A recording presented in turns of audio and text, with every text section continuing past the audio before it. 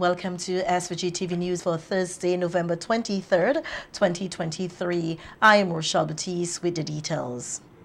The marine subsector of St. Vincent and Grenadines continues to show resilience, with 55% increase in yachts arrivals between January and August this year in comparison to the same period in 2022. This is according to Minister of Tourism Carlos James, who told Parliament today that though the figures are slightly off from the pre-pandemic numbers, the recovery of the subsector continues to be robust, and this is all due to the resilience of the sector and the good work of all stakeholders. In responding to a question from opposition leader Dr. Godwin Friday on the measures being taken to enhance yacht tourism and to ensure the safety of yacht visitors within our waters, Minister James said, recognizing the significance of the marine subsector to the country's tourism product and economic growth, they continue to collaborate with key marine stakeholders to ensure there is sustained growth within the subsector. Particularly the Tourism Authority, they continue to do work in marketing this subsector through major travel trade events in all our source markets, including the recently concluded Annapolis Boat Show, where Destination St. Vincent and the Grenadines had a very strong presence and was featured as one of the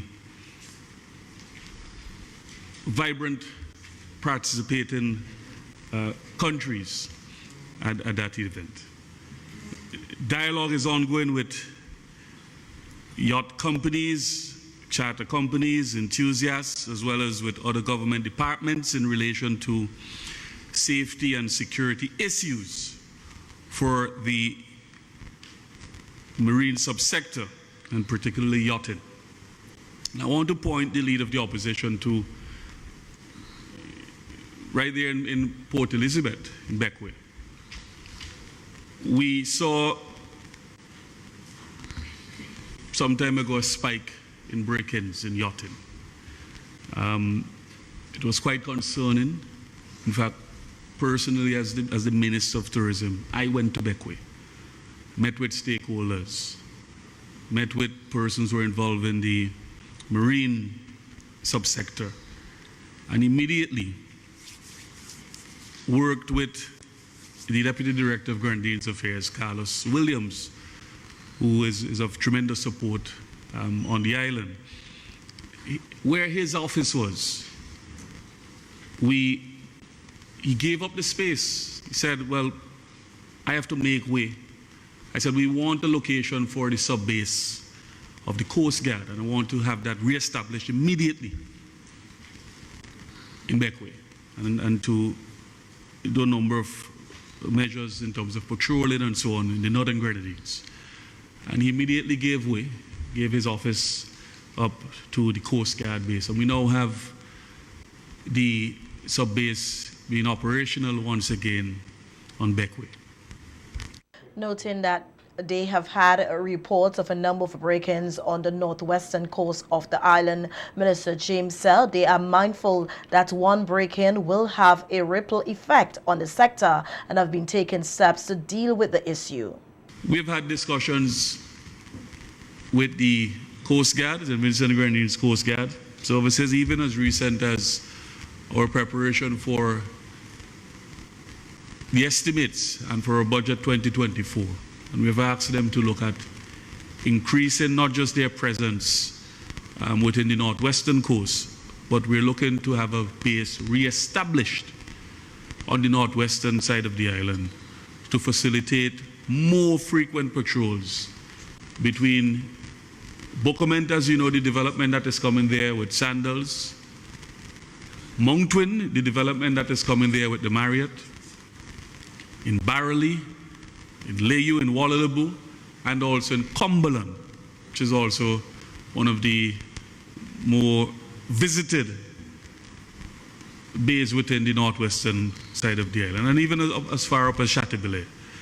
But we will see increased presence during the season this year, the start of the season of the Coast Guard in the marine sector. But also we're hoping to have the re-establishment of a permanent base on the northwestern side. Previously, there was one at the Barley police station, shared between police officers and members of the SVG Coast Guard. The challenge there, of course, is that the Barley police station is now at Peters Hope, and we're looking at measures to reintroduce having that service back within that district. So we can see some increased presence.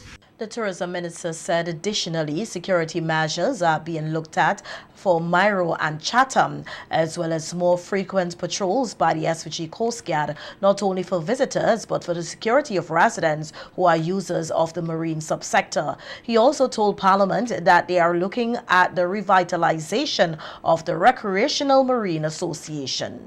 And that is something that we are driving, and we're hoping that stakeholders will be very keen and seeing the reintroduction of that Marine Association, Recreational and Marine Association, which is going to serve as a support mechanism to the ministry in working closely with all of the stakeholders in developing the sector. We also have a comprehensive marine calendar of activities scheduled for this season going into next year. This will also include a number of premier sailing events. I'm working closely again with stakeholders to ensure that visitors, they have the opportunity of exploring the diversity of our 32 islands and keys. And the planning and execution of these events will of course bring together the stakeholders within the industry. In terms of the further development of the marine sector, Minister James pointed out that there are two deterrences: the need for a marina to facilitate more yachts and a bigger port with the expansion of the cruise ship berth, which is on the way. An agriculture and fisheries census is budgeted for in the draft estimates for 2024 in the sum of $521,000. This is according to Minister of Agriculture, Forestry and Fisheries, Soboto Caesar, who was responding to a question from opposition leader Dr. Godwin Friday, who asked, in the absence of an agricultural census, how does the government assess the status of animal husbandry in the country, and when will such a census be done?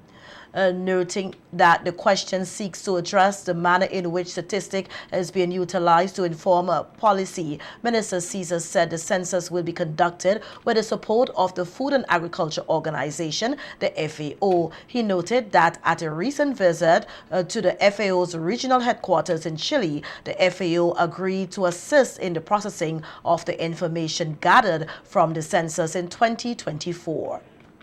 An attempt was made in 2015 to do the census, but we were advised technically that an election year doing a census would not provide or produce the best results. That was what we were technically advised.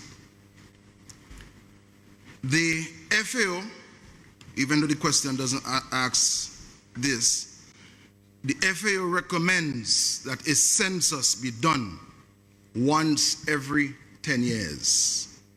And that's a global benchmark for countries. When you, however, do an assessment, and that is what I'm going to say, Madam Speaker, is not to take away from the point that a census is the gold standard. But the global benchmark is one every 10 years. But when you look at the spatial landmass in St. Vincent and the Grenadines, on which we cultivate and we farm, we have approximately 16,000 acres of land. Minister Caesar said Further told Parliament that given the landscape for farming in SVG, the FAO has advised of some issues to take into consideration with small geographic space to provide the statistics needed. In fact, I remember having a meeting with an investor from the UK. When I told him we have 16,000 acres of land for agriculture, he said that was a quarter of his farm. The FAO has noted that you take several things into consideration. One, the size of the land space farmed, in our case extremely small. Two, the fact that we do weekly data collection. The census, as I noted earlier, is over a period of 10 years. So you juxtapose the fact that we do weekly data collection, and 3, we have experienced a very large number of climatic events which have triggered national surveys over the period. So for example, when we have major floods, and I'll come in another answer that I have later on, to show the number of climatic events that we have had which have triggered throughout the country for the ministry to deploy an expansive machinery to gather data. And all of these have provided opportunities, and not only the climatic conditions and events, but also the eruption of La Soufrière. When the volcano erupted, we had to deploy persons throughout the country to do a national assessment. Madam Speaker, I am not saying that this should substitute a census. I am only making the point, Madam Speaker, that in the absence of the census, that all of these factors must be taken into consideration. Noting that the Ministry of Agriculture uses multiple survey methods to assess and monitor the status of farming, including animal husbandry in SVG, Minister Cecil pointed out that there are 3 agricultural regions and 9 districts, and on a daily basis there are 20 data collectors in these areas. So I want for us, as we analyze the impact of and the importance of a census, that we also underscore importantly that even though we did not do a census, we have 20 data collectors traversing Monday to Friday 3 regions and 9 districts. And I can't say enough that this does not remove the point, Madam Speaker, that a census is the gold standard. In addition, we have 32 persons in extension services, and these persons work along with the data collectors to ensure, and we also have 20 in the veterinary department, to ensure that the information collected and collated in the different districts and regions, that they are fed into a database that is housed at the statistical unit at the ministry. And this is received and analyzed by the head of the planning unit. We, in 2023, received assistance from the FAO for the training of 8 drone pilots, and we have in our possession now 14 drones. Yesterday at the cabinet approved for a project for $200,000 for a traceability system for animals, and we have trained 12 persons to analyze the data in geospatial mapping. So even though we are going to do the census in 2024, and which means another census will be due in 2034, we are going to ensure that we beef up the use of the modern technology through the usage of drones, and we are going to continue to collect the data on a weekly basis.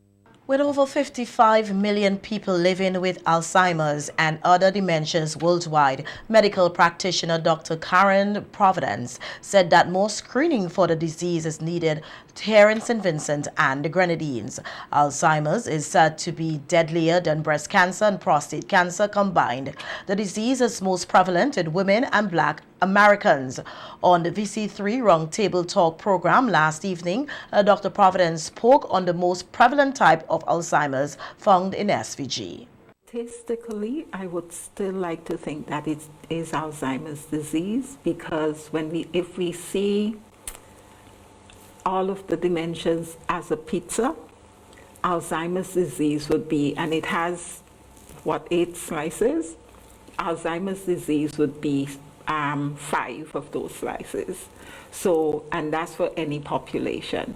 I think what might be happening in our situation, though, is that we are not having sufficient people screened, and so people would simply not be diagnosed. And we know many people decline as they age, and sometimes it's just taken as, something that happens, that, I've heard from the rational to the totally irrational explanations for this. So I do think that we have the same ratio of Alzheimer's disease in relation to other dementias, but in our context, we are not screening enough, so we are not diagnosing enough. And that is what we are hoping to change, one of the things.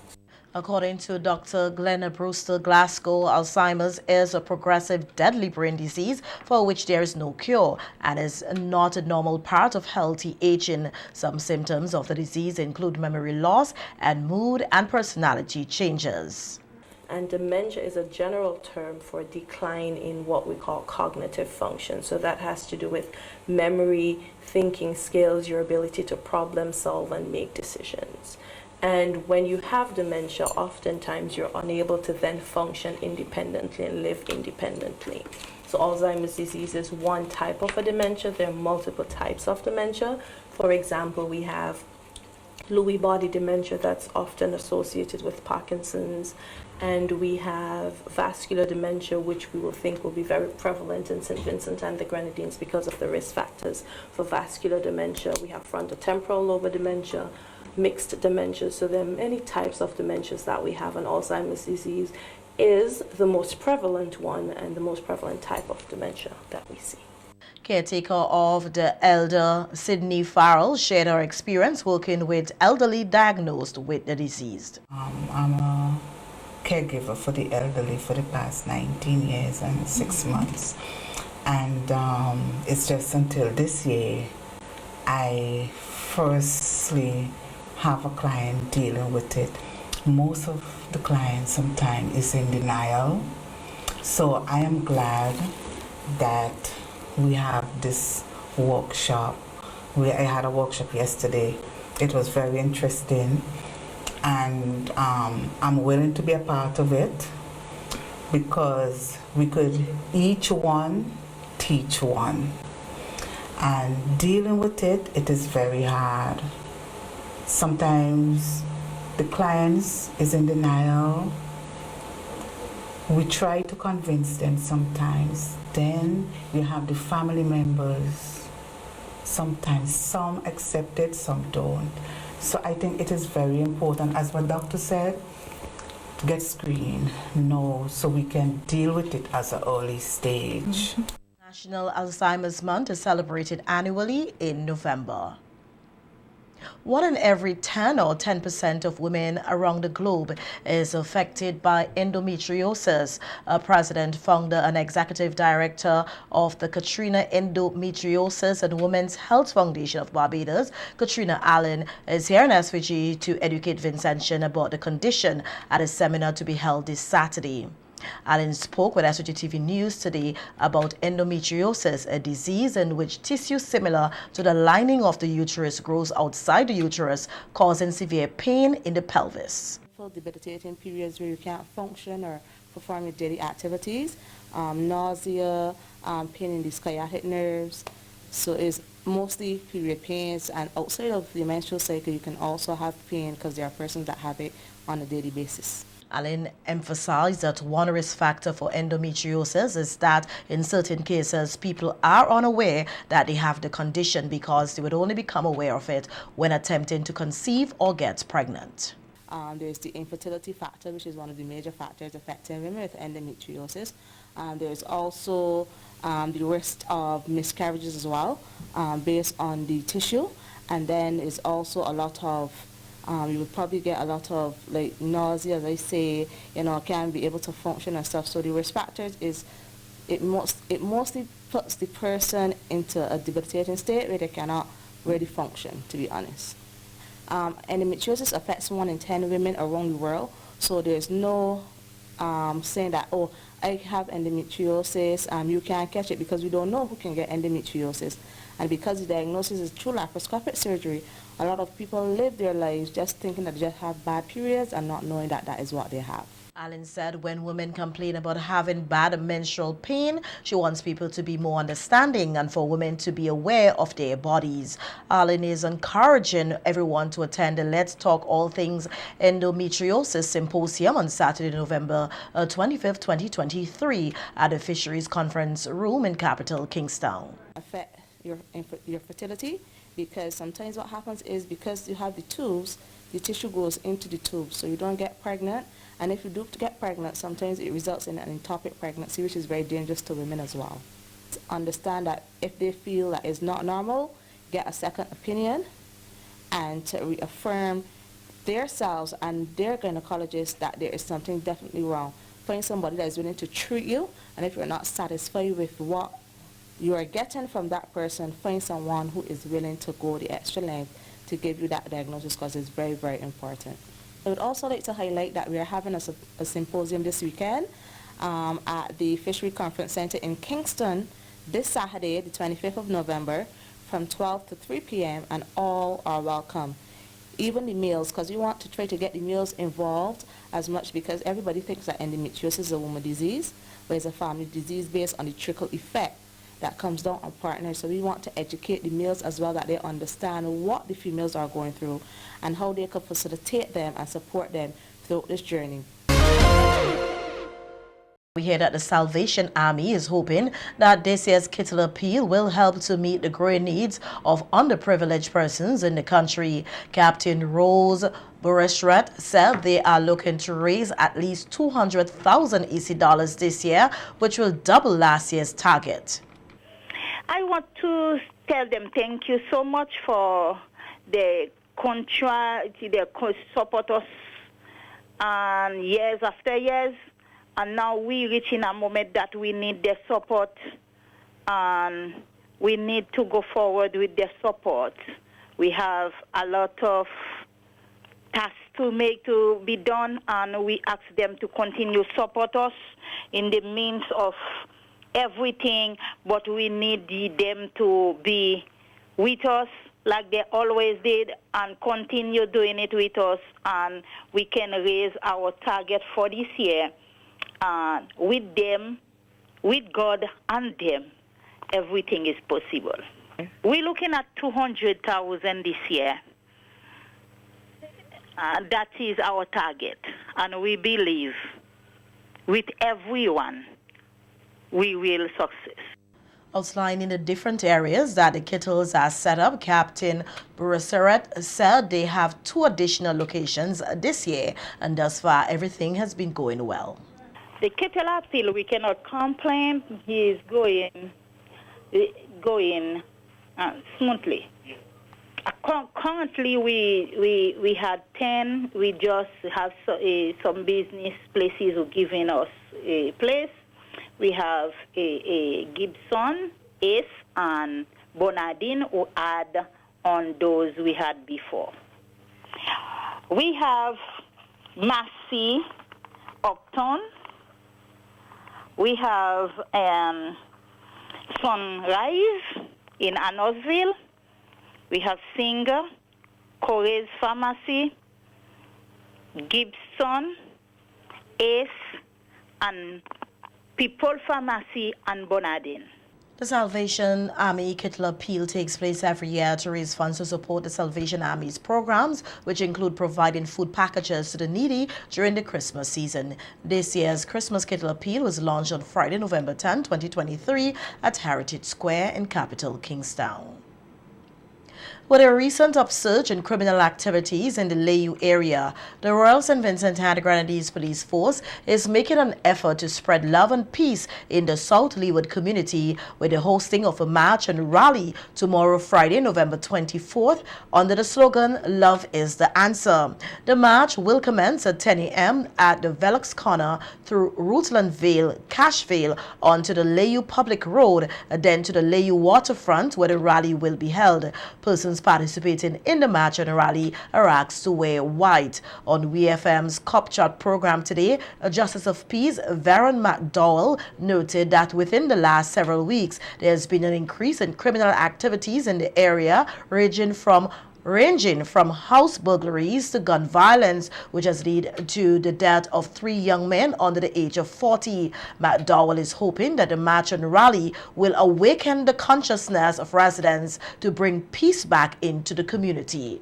So, as a member of different organizations in Leeward, the Beckett Benefit Organization, the Leeward 9 Mornings Committee, Leeward Cultural and Sports Association, actually, and all these different organizations, we see it fit, actually, and it was mainly Joanna Christopher who brought the idea, man, why can't we organize like a march and rally or procession, something like that, actually, because of what is happening in Leeward, actually. All of us are from Leeward. Well, Butcher mentioned is from Leeward. We are true Leeward people. And we just can't sit back and allow something like this to take over Leeward, actually. So we decided to put this march and rally together, hoping that it will widen or awake consciousness of and we want to reach out to the poor, so the perpetrators, especially when they see this thing going on, actually, they could become a part of it and rally with us, and we try to wrestle back Leeward from what is happening in the community. We will be accompanied by the Royal Census and Grenadines Police Force Band, and also we are putting a live band together to be a part of the procession, actually.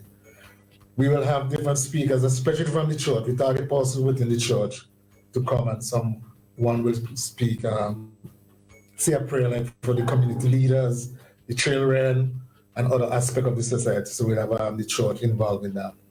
And then with the rally at the waterfront, actually following the march, immediately following the march.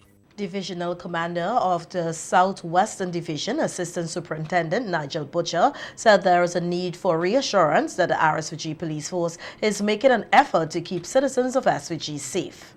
I personally have led the way in terms of my division. There's a need to reassure people that the police is there and we are doing what we can.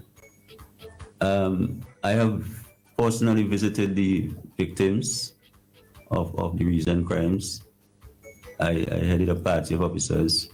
I sat with them, empathized with them, and reassured them that the police are doing the best what we can. But we cannot get away from the fact that persons will be a bit of fear. We're not all about, we don't want to see it as all about, as the word force says, it's not about arresting and charge.